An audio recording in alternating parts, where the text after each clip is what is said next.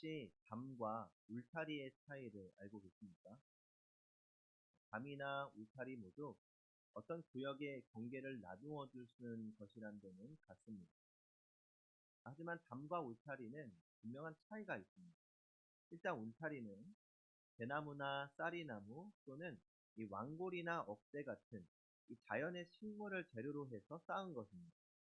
그래서 이 울타리는 안이 잘 들여다 보인다는 특징이 있고 또 쉽게 무너뜨릴 수 있다는 것도 특징입니다. 요즘에는 나무 판자나 철조망으로 울타리를 만들기도 합니다. 하지만 담은 흙이나 돌로 단단하게 쌓은 것입니다. 오늘날 벽돌이나 시멘트로 쌓기도 하는데 이런 담은 안을 들여다볼 수도 없을 뿐더러 쉽게 무너지지도 않습니다. 우리가 살아가면서 우리의 삶을 지켜줄 울타리가 있어야 합니다. 마치 목동이 사나운 짐승들로부터 양떼를 지키기 위해 울타리를 치는 것처럼 우리의 삶에도 스스로를 보호하기 위한 울타리가 필요합니다. 가정이라는 울타리는 가정의 행복과 사람을 보호해주는 보호장벽과 같습니다. 가정이라는 울타리 안에 들어올 때 세상에서 힘들고 지친 가족들이 안식과 쉼을 얻으며 새로운 힘을 얻을 수 있습니다. 부모는 자녀에게 사랑의 울타리가 되어 주어야 하고 남편은 아내의 울타리, 아내는 남편의 울타리가 되어 주어야 합니다. 그게 가정입니다. 우리의 신앙에도 울타리가 필요합니다. 우리가 죄된 곳, 못된 곳을 향해 뛰쳐나가려고 할 때 하나님의 말씀이 우리에게 울타리가 되어줍니다. 방황한 우리의 마음을 사로잡아 주죠. 우리 마음에는 죄성이 있어서 항상 하나님으로부터 도망치려고 합니다. 하나님으로부터 멀리 떠나려고 하는 우리의 못된 마음을 하나님의 품 안에 묶어주는 울타리가 바로 하나님의 말씀인 성경이고 또 신앙 공동체인 교회입니다. 사람과의 관계에서도 그렇습니다. 아무런 울타리가 없으면 그 관계는 쉽게 깨어질 수 있습니다. 친구라는 울타리, 친척이라는 울타리, 같은 교회에 다니는 교인이라는 울타리 등 우리의 관계에서도 어느 정도의 울타리가 있어야 우리는 바른 관계 안에서 살아갈 수 있습니다. 그런데 문제는 그 울타리가 제도화되고 형식화되면서 담이 되어 간다는 데 있습니다. 울타리는 부드러워야 합니다. 어느 정도 그 안을 들여다볼 수 있을 만큼 적당히 투명해야 합니다. 그런데 그 울타리가 단단해지거나 고착화되면 담이 됩니다. 담이 되면 허물어지지 않는 굳은 벽이 되고 그 안에 성이 만들어져서 외부와 소통이 되지 않습니다. 그러면 거기에는 부작용이 생겨나게 되죠. 부패하고 죄가 스며들며 스스로 썩어버리게 됩니다. 울타리를 담처럼 굳게 만드는 가장 큰 원인은 죄에 있습니다. 죄의 특징은 스스로를 감추려고 하는 것입니다. 그래서 죄가 울타리 안에 들어오면 그 죄가 자신을 감추기 위해 울타리를 겹겹이 만들고 결국 안을 들여다볼 수 없는 담을 만들고 맙니다. 하나님께서 처음 인간 아담과 하와를 만드시고는 에덴 동산에서 살게 하셨습니다. 에덴 동산은 울타리였습니다. 하나님께서 아담과 하와의 울타리가 되어주신 곳입니다. 그래서 하나님은 이 에덴 동산에 종종 놀러 오셨습니다. 아담과 하와와 함께 교제하고 그들과 산책하며 즐기기 위해서 에덴 동산을 찾아오셨습니다. 창세기 3장 8절을 보면 여호와 하나님께서 바람이 불 때 에덴 동산을 찾아와 거니셨다라고 말씀합니다. 이 바람이 불 때라는 말은 가장 좋을 때를 말합니다. 우리는 바람이 분다는 말이 얼마나 좋은 말인지를 잘 느끼지 못합니다. 그런데 이스라엘은 한낮에는 뜨거운 태양으로 인해 활동하기가 힘들어서 이 집안에 들어가야 합니다. 그러니 이스라엘 백성들에게 바람이 불 때라는 말은 가장 산책하기 좋은 때이면서 가장 행복한 때입니다. 하나님은 그렇게 가장 좋은 때 아름다운 에덴 동산을 거니시기 위해 아담과 하와를 찾아오십니다. 함께 교제하며 행복한 시간을 보내기 위해서 말입니다. 그런데 아담과 하와가 선악과를 따먹지 말라는 하나님의 말씀을 어기고 죄를 지었습니다. 죄로 인해 하나님과의 관계가 깨어졌고 그 후로 울타리와 같았던 하나님이 담이요 벽으로 느껴지기 시작합니다. 선악과를 따먹고 죄를 지은 인간은 네 가지의 관계가 깨어졌습니다. 첫 번째는 하나님과의 관계가 깨어집니다. 죄를 짓기 전에는 동산에 찾아오신 하나님과 기쁘게 교제했습니다. 하나님이 찾아오시는 것이 행복한 시간이었습니다. 그런데 죄를 지은 후에는 하나님이 에덴 동산에 찾아오시자 그들은 나무 뒤로 피해 숨어버렸습니다. 하나님의 얼굴을 뵐 수가 없었기 때문입니다. 하나님께서 그들의 죄를 책망하시기도 전에 죄가 하나님과 인간 사이에 커다란 담을 만들어버린 것입니다.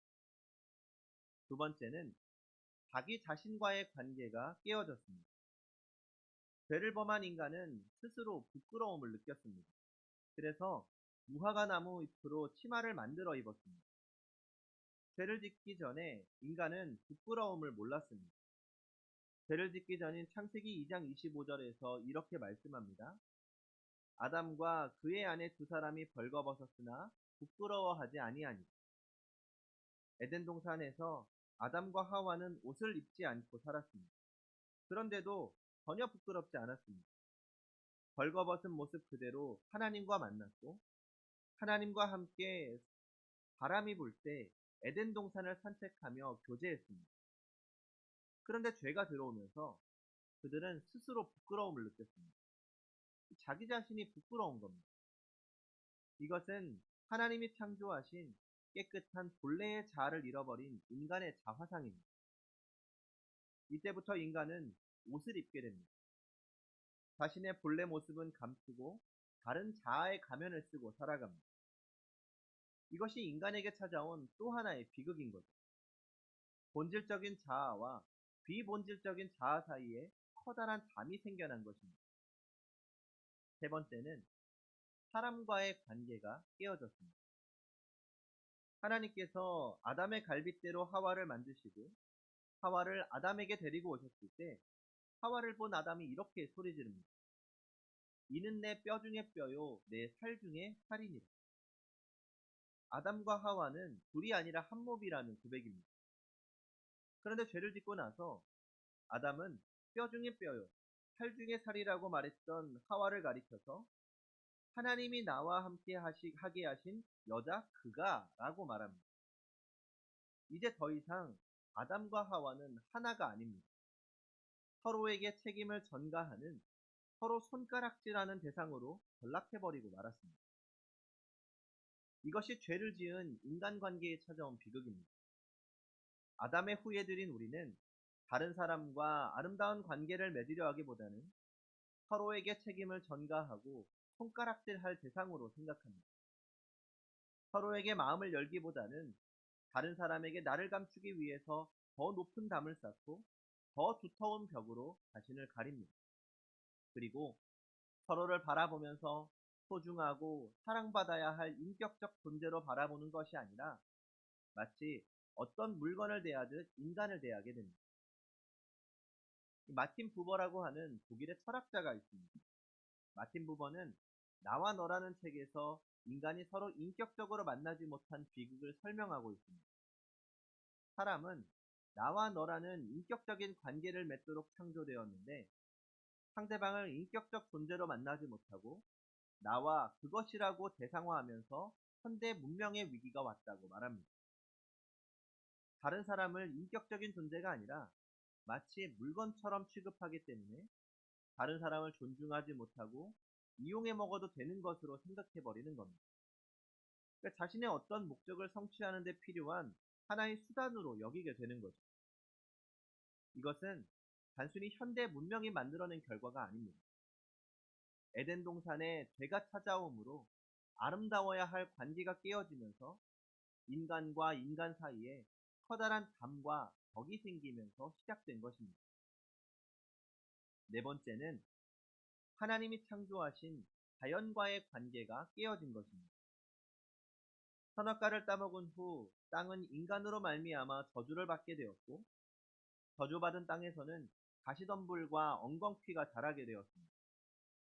땅과 인간은 더 이상 협력 관계가 아니라 서로에게 고통을 주는 관계가 되어버리고 말았다는 뜻입니다. 자, 이렇게 죄로 인해서 아름답게 맺어야 할 관계가 깨어지고 그 관계들 속에서 뛰어넘을 수 없는 담을 만들고 말았습니다. 이 네 가지 관계가 깨어지고 나서 인간의 삶에는 불행이라는 불청객이 찾아옵니다. 인간의 불행은 관계가 깨어지면서 시작되었다고 말할 수 있습니다. 그런데 하나님은 우리가 깨어진 관계 안에서 고통당하며 불행한 삶을 살기 원하지 않으셨습니다. 하나님은 언제나 우리에게 늘 좋은 것을 주기 원하시고 넘치도록 풍성하게 채워주길 원하십니다. 그러나 하나님의 원하심과는 달리 하나님과 우리 사이에 막힌 담이 하나님으로부터 주어지는 모든 축복과 풍성한 은혜를 막아버린 것입니다. 그래서 하나님께서 우리에게 보내신 분이 바로 예수님이십니다. 오늘 본문 14절을 같이 읽어보겠습니다. 시작. 그는 우리의 화평이신지라 둘로 하나를 만드사 원수된 것 곧 중간에 막힌 담을 자기 육체로 허시고. 여기 중간에 막힌 담을 흔히 두 가지로 해석합니다. 하나는 유대인과 이방인을 갈라놓은 담을 뜻하는 것이고 다른 하나는 율법을 뜻한다는 것입니다.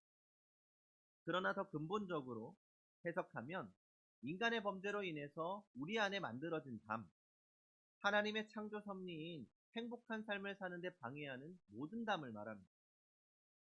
하나님과 우리 사이에 막힌 담, 내 본질적 자아를 보지 못하도록 막아버린 담, 내 이웃과 아름다운 관계를 파괴하는 담, 하나님이 창조하신 창조 세계 안에서 정상적으로 살지 못하도록 방해하는 담, 그 모든 담입니다. 그 모든 담을 예수님이 십자가로 털어버리십니다.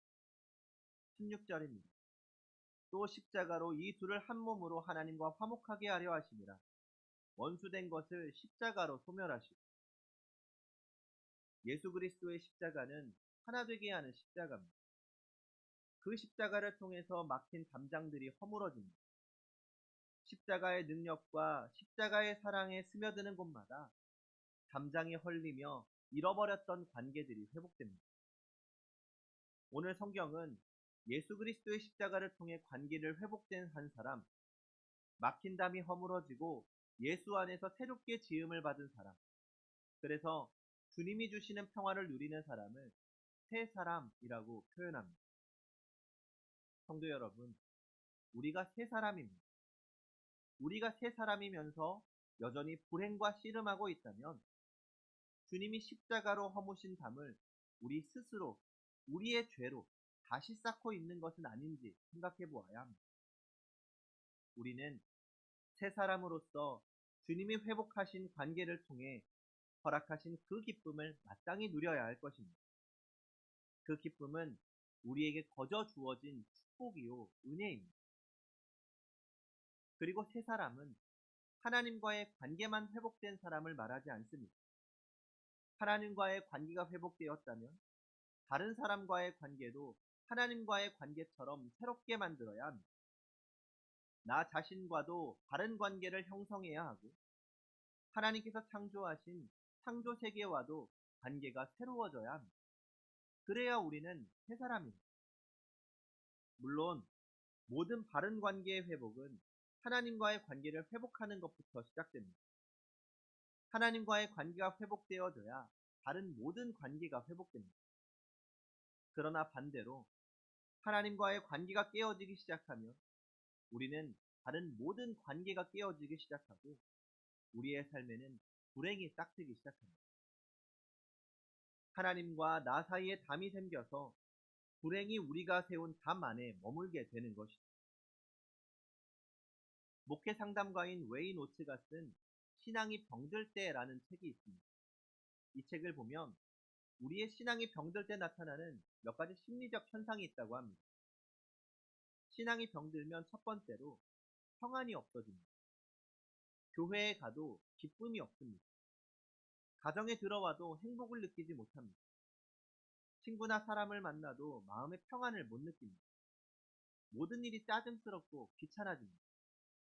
두 번째로, 신앙이 병들면 화해의 마음이 닫혀집니다. 신앙이 병들면 마음이 닫혀 대화가 줄어들게 됩니다. 사람을 만나는 것도 싫어집니다. 다른 사람을 이해하려 하기보다는 편견과 선입견과 자기 주장만 내세우게 됩니다. 세 번째로, 신앙이 병들면 좌절감이 생깁니다. 희망보다는 절망이 생기게 되어 매사에 부정적이고 비판적이 됩니다. 긍정적인 사고를 못하게 됩니다. 지금 우리의 신앙은 건강합니까? 우리의 신앙이 혹시 병들어 있지는 않습니까? 우리의 신앙이 병들어 평안이 없을 때, 마음이 닫혀 있어 다른 사람을 용납하지 못할 때, 그리고 신앙이 병들어 좌절감 때문에 매사가 비판적이고 부정적이 될 때, 우리는 하루빨리 바른 믿음으로 회복되어야 합니다. 하나님과의 관계를 회복해야 합니다. 병은 하루아침에 생기는 것이 아닙니다. 작은 병이 내 몸에 생겼는데 그것을 깨닫지 못하고 방치해두면 그 병이 점점 커져 나중에는 큰 수술을 해야 하는 병이 되고 맙니다. 우리의 신앙도 마찬가지입니다. 우리의 신앙에 문제가 생기고 병의 조짐이 보일 때 빨리 믿음을 회복해야 합니다.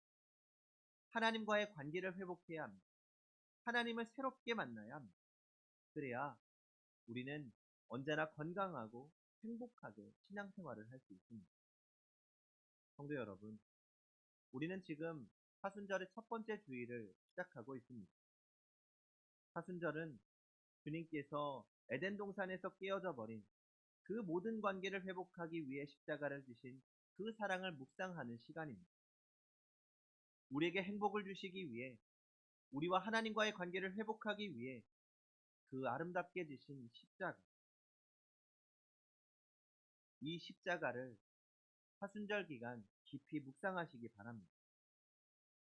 주님의 사랑과 주님의 십자가를 묵상하며 하나님과의 관계가 회복되어지고 그 아름다운 은혜를 누리며 살아가는 성도님들이 되시기 바랍니다.